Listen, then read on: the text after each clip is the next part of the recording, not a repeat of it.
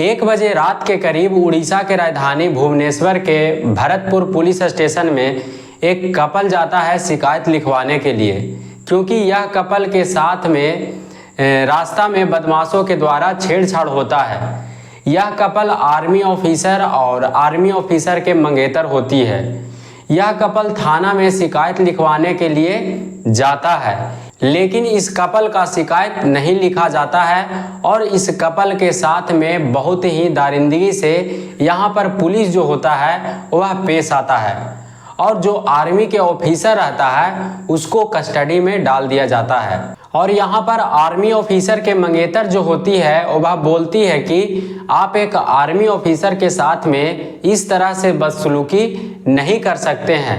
तब यहाँ पर आर्मी ऑफिसर के मंगेतर जो होती है उसके साथ में भी यहाँ पर महिला कांस्टेबल जो होती है मारना पीटना शुरू कर देती है और आर्मी ऑफिसर के मंगेतर को भी बाल पकड़कर घसीटते हुए एक कमरे में लेकर जाती है और वहाँ पर बंद कर देती है। अब यहाँ पर महिला ऑफिसर जो होती है आर्मी के मंगेतर के हाथ पैर को बांध देती है और बहुत ही बेरहमी से पीटती है। और आर्मी ऑफिसर के मंगेतर के साथ में यहाँ पर एक पुरुष ऑफिसर जो होता है आर्मी ऑफिसर के मंगेतर का पूरा कपड़ा खोलकर गलत काम भी करता है। अब इस घटना को लेकर सेना में गुस्सा का माहौल बन जाता है।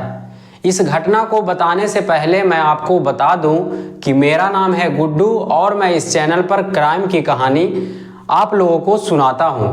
तो आपसे बस एक ही रिक्वेस्ट है कि अगर आप इस चैनल पर पहली बार आए हैं तो आप इस चैनल को सब्सक्राइब कर लीजिए और वीडियो को लाइक कर दीजिए, जिससे कि मेरा हौसला बढ़ा रहे। 14 सितंबर के रात करीब 1 बजे का समय होता है और आर्मी ऑफिसर के मंगेतर जो होती है अपने पति आर्मी ऑफिसर के साथ अपना रेस्टोरेंट बंद करके अपना घर आ रही होती है।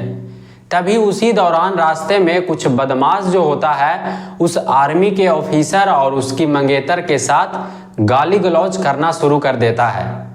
अब यहाँ पर आर्मी ऑफिसर और उसकी मंगेतर जो होती है वह अपना गाड़ी को किसी तरह से बचाकर वहाँ से भागती है और फिर उड़ीसा के राजधानी भुवनेश्वर के भरतपुर पुलिस स्टेशन में पहुँच जाती है।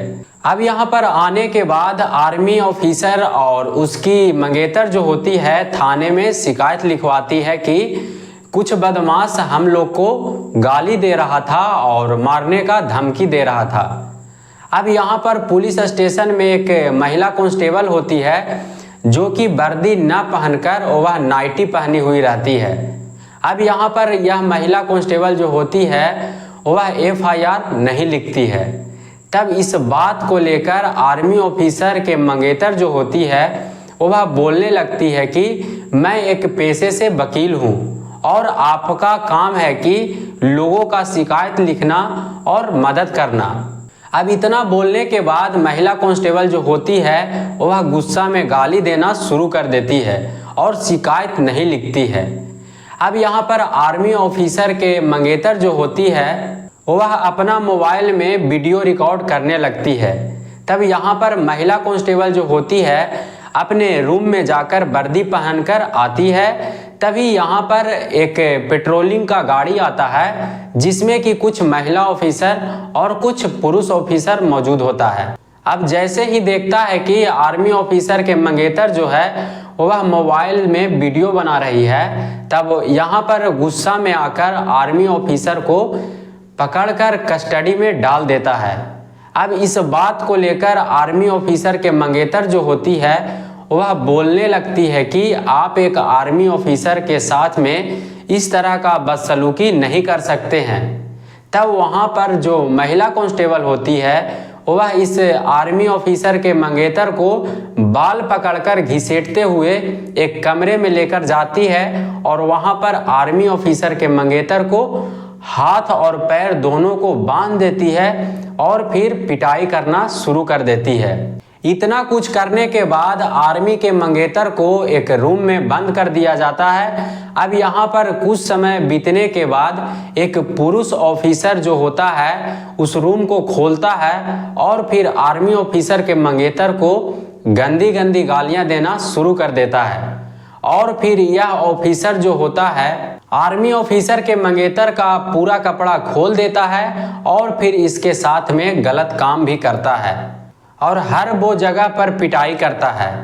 इतना कुछ सुनने के बाद आपका भी खून खौल उठा होगा और आप भी सोचने पर मजबूर हो गए होंगे कि एक आर्मी ऑफिसर के मंगेतर के साथ में इस तरह का घटना होता है।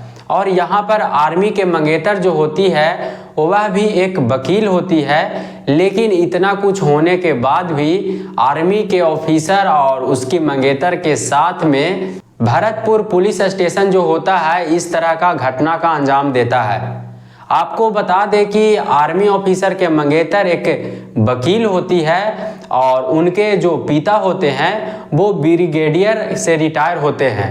और आर्मी ऑफिसर के मंगेतर जो होती है वह एक रेस्टोरेंट के मालिक भी होती है और इसके साथ में वह वकील का भी काम करती है।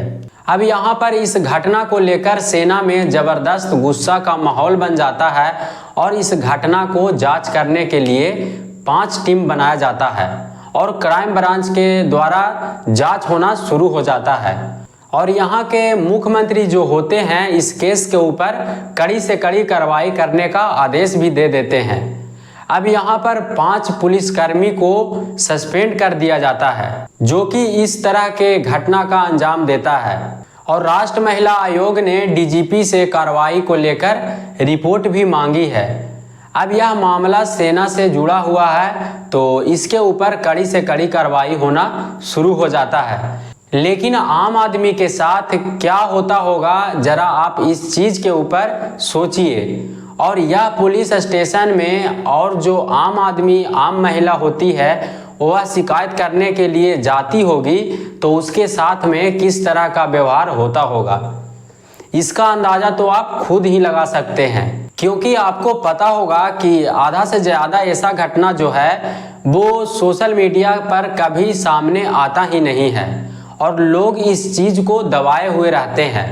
और यह जो आप घटना सुने हैं यह एक उड़ीसा का ही नहीं है, आपको ऐसा घटना हर पुलिस स्टेशन में सुनने को मिलेगा जहां पर कि उसकी शिकायत नहीं लिखा जाता है और उल्टा उसी के ऊपर गाली गलौज मारपीट होना शुरू हो जाता है। और लोग जो होते हैं ऐसे मामले को दबाए हुए रखते हैं क्योंकि उनको डर होता है कि अगर हम यह बात को लोगों के सामने बता देंगे तो पुलिस हमको किसी भी केस में मुजरिम बनाकर डाल सकता है।